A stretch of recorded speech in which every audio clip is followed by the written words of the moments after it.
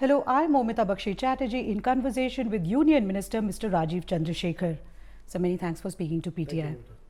Let's look at the year that was and the outlook for 2024. Let me start off by asking you about some of the targets that you had talked about at the beginning of the year.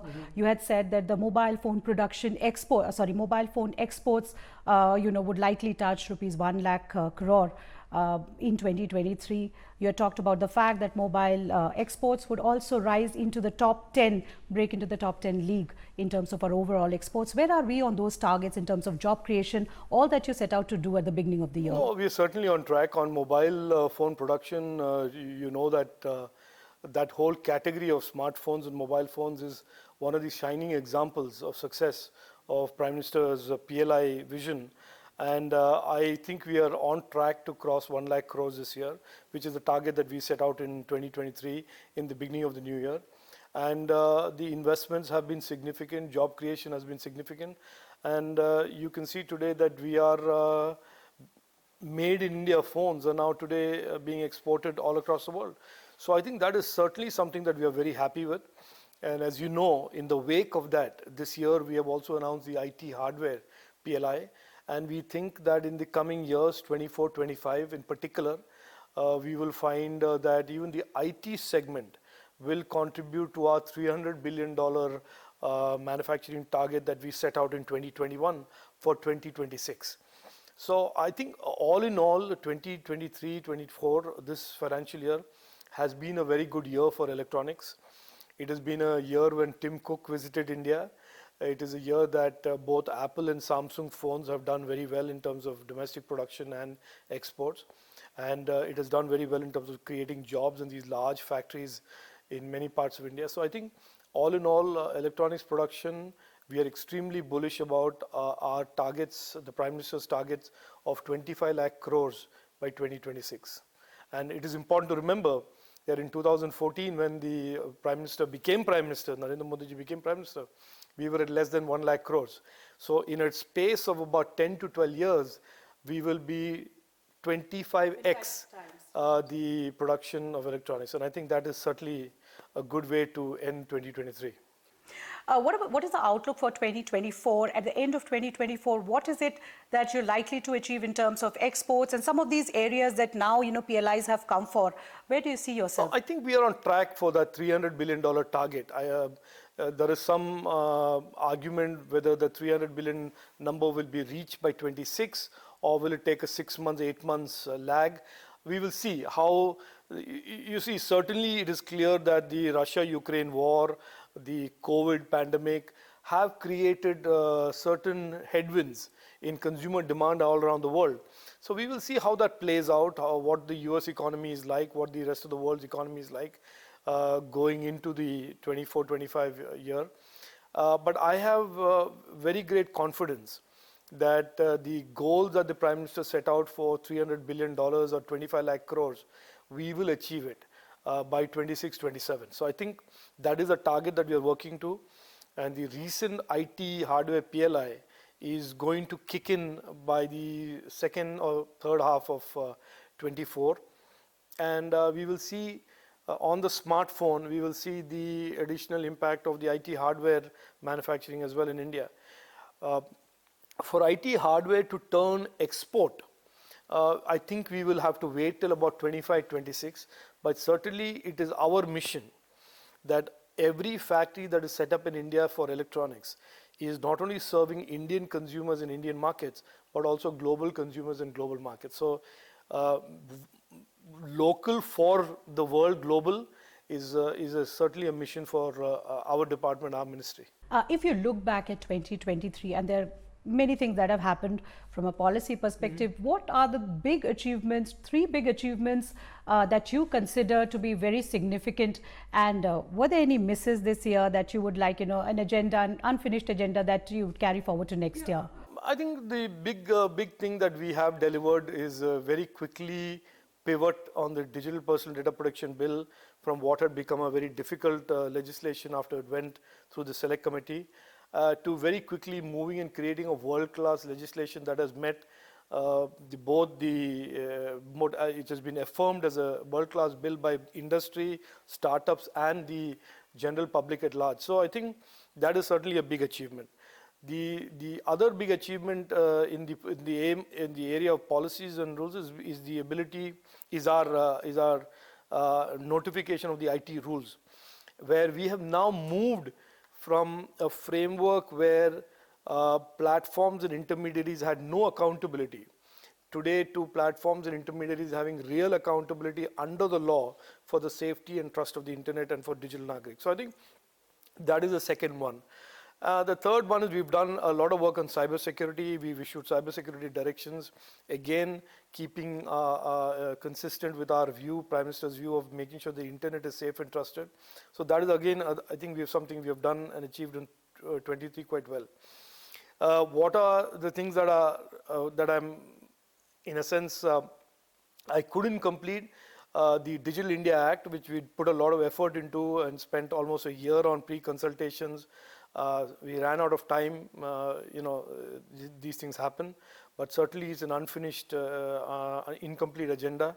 But the principles of the DIA, the fact that we have advocated that there needs to be this new framework, and the fact that people are all beginning to understand some of the principles that we laid out during these consultations is certainly gratifying, and it's good to know, but it is certainly something that the next government will take on, and whoever is the minister then will have to complete. But that is certainly something that I wish we could have done. It would have been good for us and to continue the momentum, but these things are as they are. You sometimes run out of time. The government has issued advisory to social media platforms on deepfakes, 2 advisories. One, what necessitated this advisory even after the discussions with the industry? And given that we are the largest connected nation, how serious is the threat of deepfakes in India? How worried are you? And what is the impact of deepfakes in an election year? Because it's like weaponization of technology. Yeah, so we have been worried about misinformation, as you know, Mamita, for some years now. And way back in October 2022, we came up with, notified the new IT rules, and we created 31B5, Rule 31B5, explicitly prohibiting platforms and therefore their users from posting anything that is patently false, saying that it will be a violation of law, the IT Act, and it will be a violation of criminal law under many other sections of the IPC and CRPC, which has been now changed to the new criminal code. So this has been anticipated by us. I said way back in October 2022, I told the platforms then, intermediaries then, we are worried about the trend of deepfake that we are anticipating. And we are worried about it not because it is our job to worry, because of the problems that misinformation and deepfakes can create in a democracy like ours. And this had been alerted to them. Unfortunately, I think, and this is something that I deeply regret of the conduct of many of the intermediaries, they did not react to this as much as we would have liked. They should have done a number of things, including terms of use alignment. They have done a number of things in terms of prohibiting people and making it explicitly clear. They should have done a number of things in terms of prosecuting and debarring people who are violating these laws. They didn't do any of this. It is clear, it is becoming increasingly more and more visible that deepfakes are trying to influence election outcomes. The Honorable Prime Minister then alerted the country because he saw these deepfakes during these recent elections. You mean the state elections? Yes, state elections, yes, assembly elections. And he saw it, and all of us saw it. And so therefore, it was important that he sort of signaled this as a real problem to be dealt with. And immediately after that, we had 2 rounds of Digital India dialogues with the intermediaries. And we had to tell them in a prescriptive manner, these are the things that you are not doing that you should have done to comply with the law. And the advisory is a result of those 2 DIDs or Digital India dialogues, where we are summarizing what we have agreed to. And we will keep an eye on the intermediaries for the next 7 to 10 to 15 days after they come back from vacation or whatever. And if they still are not making a move, then we will basically amend the IT rules and notify amended IT rules to be as prescriptive as the advisories are. We had deliberately stayed away from being prescriptive because we thought that if we lay out the guardrails and the principles, intermediaries understand what they have to do. But it turns out that some have and some have not. And so those who have not, will have to read the advisory and follow what has been advised of them. And if they do not, we will take a look and we will notify new IT rules if necessary. But deepfakes and misinformation represents, for a country like ours, large connected country like ours, largest democracy in the world, certainly a very, very problematic issue to the conducting of safe and free and fair elections. A. B. More than that, as an issue, it goes to the challenging the right to personal liberty and life of every individual who can be targeted, whether he's political or not, with deepfakes that mischaracterize his or her life or his or her statement or his or her behavior. We saw instances of that. Yeah, of course. Yeah. Right. Right. When you say that, that if the companies do not actually follow or comply with your advisory or directive, you would be, it will force your hand in terms of being prescriptive on IT rules. What does that mean? Which means the language that we have put in the advisory, we will put in the IT rules, because the advisory is a note to them to say this is what the IT rules requires you to do. But IT rules even today specifically carve out those 11 or 12 areas. Yes, but they have no, there are some platforms who have not responded to those in the way they should completely respond. For example, they have not cautioned their users that these 12 areas are content that you should not post. Right. There are platforms who have not done it. Right. And then they depend on us to tell them that, look, there are some of your users who are violating your own law. So we are saying that in the terms of use, you should say these 12 areas you cannot do on my platform. And then repeatedly remind them. And repeatedly remind them and sensitize them, because they must know that if you don't do it, you will be violating some provision of law, which will make the platform culpable as well as the user culpable under the law. If you don't tell people that there are consequences under law to doing something wrong, people will not know. And it is the duty of the platforms to do it. This is what we have enforced. I said this to them in October 22. I said this to them in April 23. And some have done it. To be very fair, there are many platforms that have done a good job of it and really done a tremendous job of doing this. Some have not.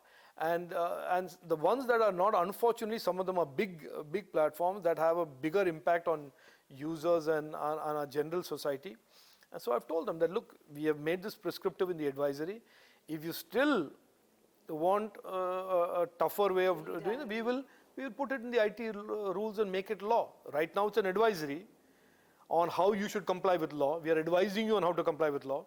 If you still don't get that, we will then write it in the law on how you should comply with law. But even then, at the end of 7 days, they would have to face the legal consequences of not complying. No, even today, if a platform carries deep fake, they are liable to be prosecuted under Section 469 of the IPC.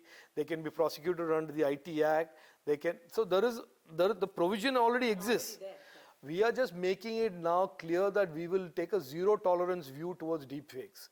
And we are saying now that, it's not just about you saying, I don't know who did it and we don't know what this is and all that. This is now time and place for you to clearly understand what are the implications of violating any of those 12 prohibited content areas, which range from CSAM. As you know, there was a big outbreak case where a journalist exposed CSAM, and we took it up very, very strongly with those platforms and said, look, the consequences under law is that we'll ban the platform in India. Right. And it can go to that. And the criminal consequences, the judge may say that. So then they scrambled and they sorted it out and cleaned up the platform, and they put in safeguards. So it is the nature of innovation and these platforms that sometimes they do not react until there is an emergency. And it is our job to constantly sensitize them to saying, look, don't wait for a problem before you decide to comply with law. Because our test of this is whether you're complying with law every day, every minute, every week, every year.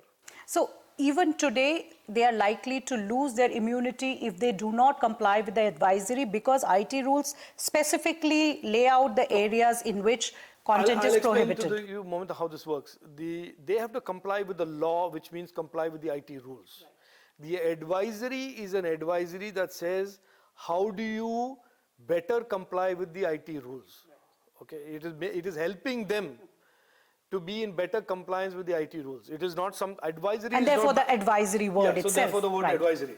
And if the advice is not something that they respond to, then we will make it in the law that you should do A, B, C, D, E, F, G to ensure that these 12 content prohibitions are never violated.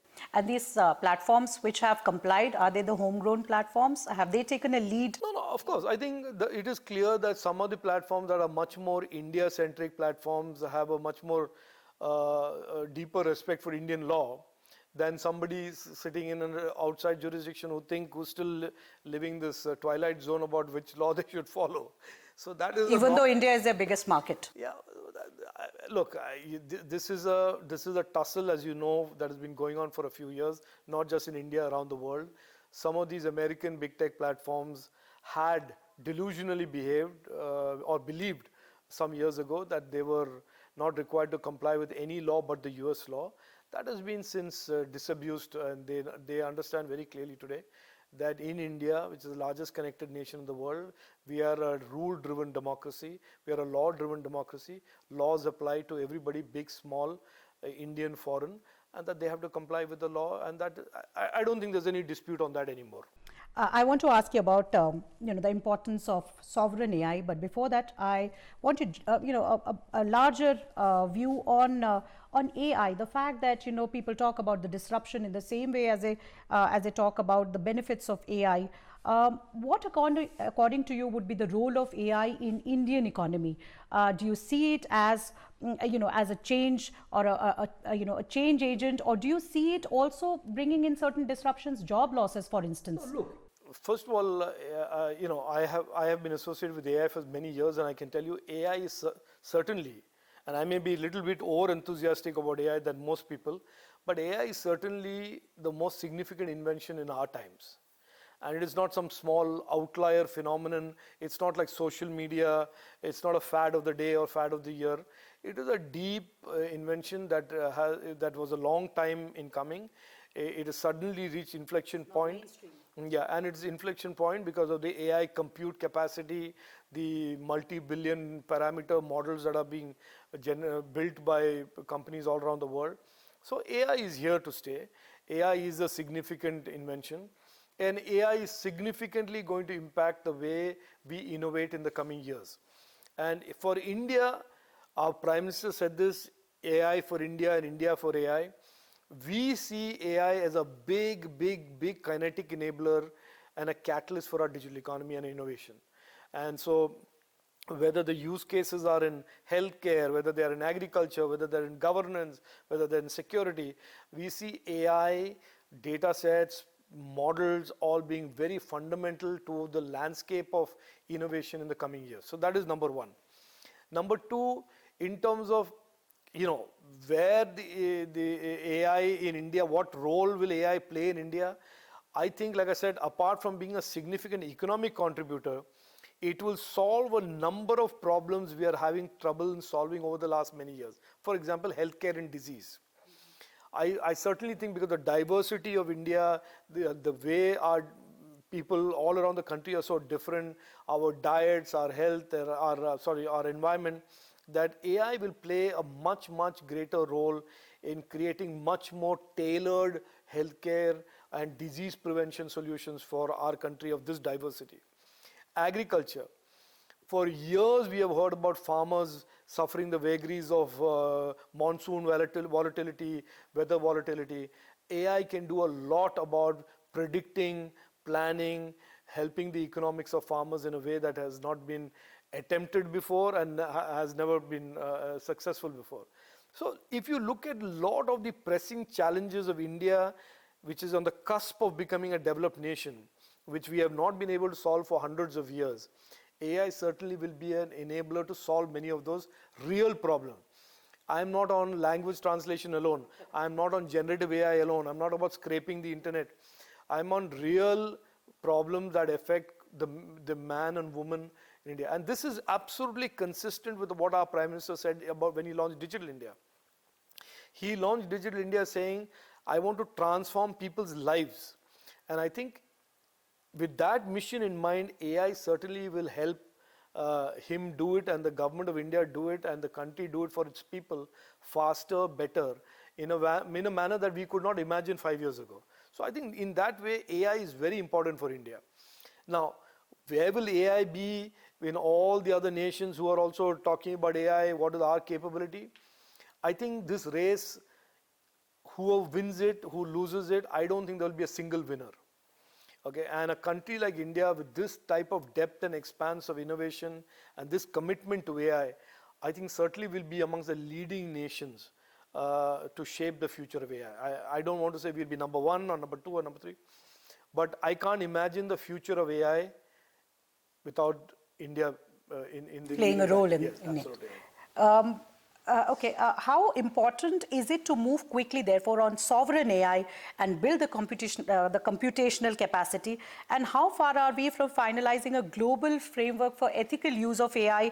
PM alluded to it on the need for such an international framework in his recent speech, where he talked about how AI-laced weapons can actually be a global threat in the hands of a terrorist organization. Look, if there is a country in the world who has understood the power of technology to do good and also the need to have the technology be safe and trusted, it is us. We are for many years now talking about this in the context of social media. So our Prime Minister's view and our government's view is absolutely consistent and has been consistent all along. We believe in the power of tech. We believe in the power of AI to transform and do good. But we believe that every one of these platforms must also be legally accountable for safety and trust. So ethical is another way of saying safety and trust. Responsible is another way of saying safety and trust. But legal safety and trust, accountability. So we have absolutely no doubt in our mind that AI will work for us, will work for the people, will make impact, will cause disruptions in some sense in the job market, for which talent and opportunities will have to make up for it.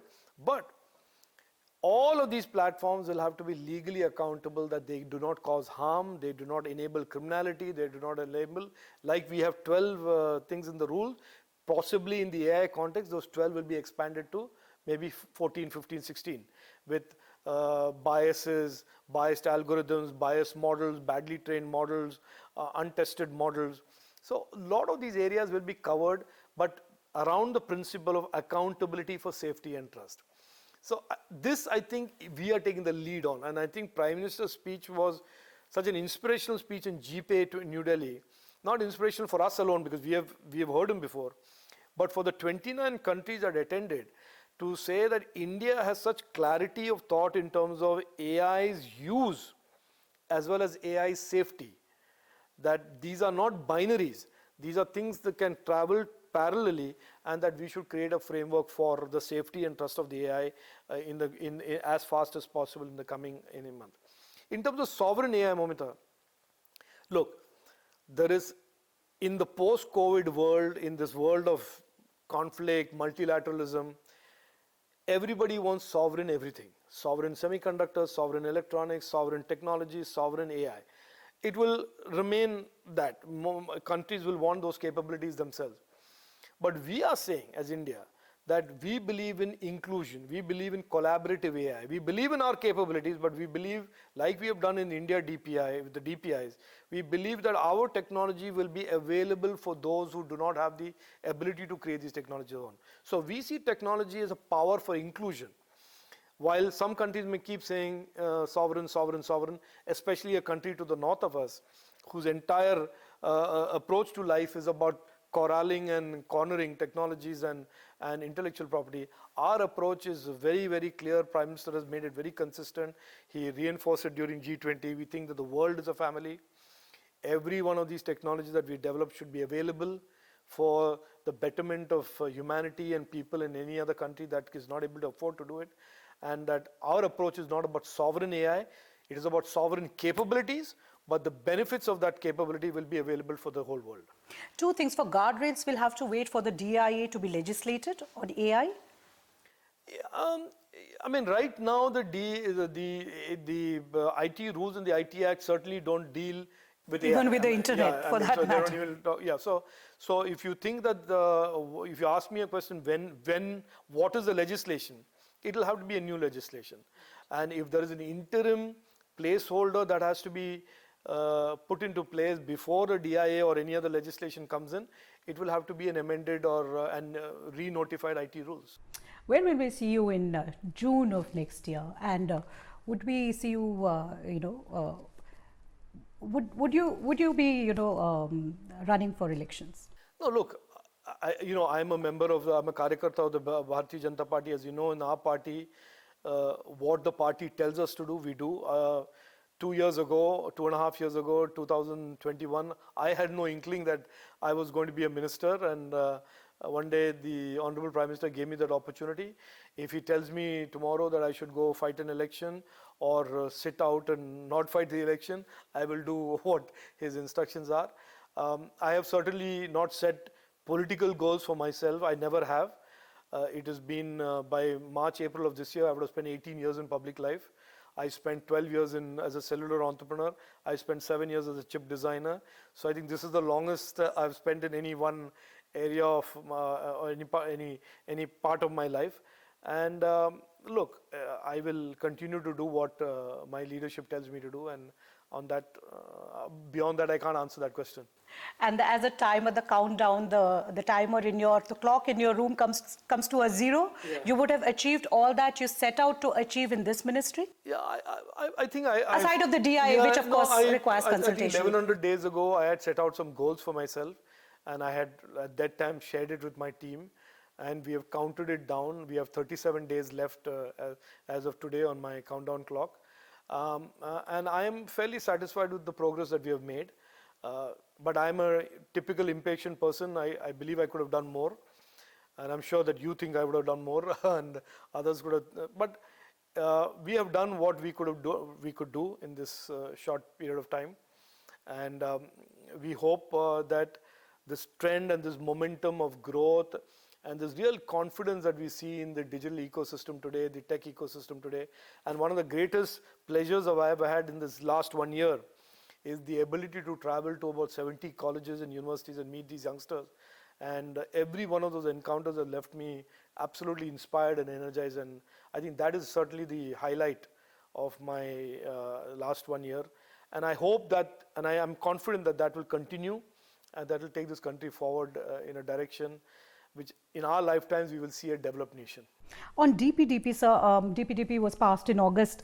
What has been the progress, and when will we see you issue the DPDP rules, and would those rules require further consultation?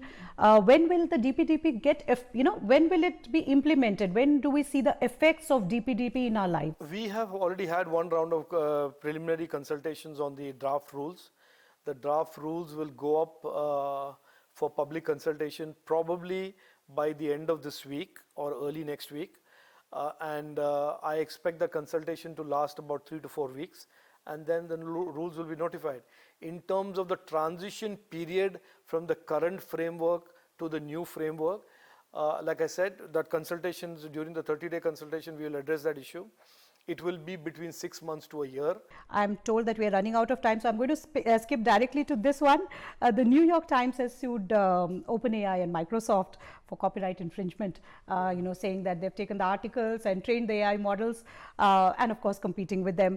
What are your thoughts, and do you think it's going to redraw this whole monetization game? No, I think it is certainly a very important case. I think it's not clear right now on what the balance or the asymmetry of power is between those who scrape the internet and use content that is copyrighted content to train their models or deliver a service, and vis-a-vis who is actually creating that content. That equation and that asymmetry is certainly bothersome, especially because of the power and the almost monopoly-like power on the other side of this equation. So it is an issue that I have spoken about in the past in the context of social media and big tech platforms versus Indian creators of content. And I think this is a broader issue of what is the relationship between those who scrape the internet and monetize from that scraping versus the content that is on the internet that is copyrighted content. So it's an interesting case. We should all stay tuned to it. Watch the space. Yeah, watch the space. Absolutely right. Mr. Chandrasekhar, it was wonderful speaking to you. As always, thank you so much for speaking to PTI. Thank you, sir.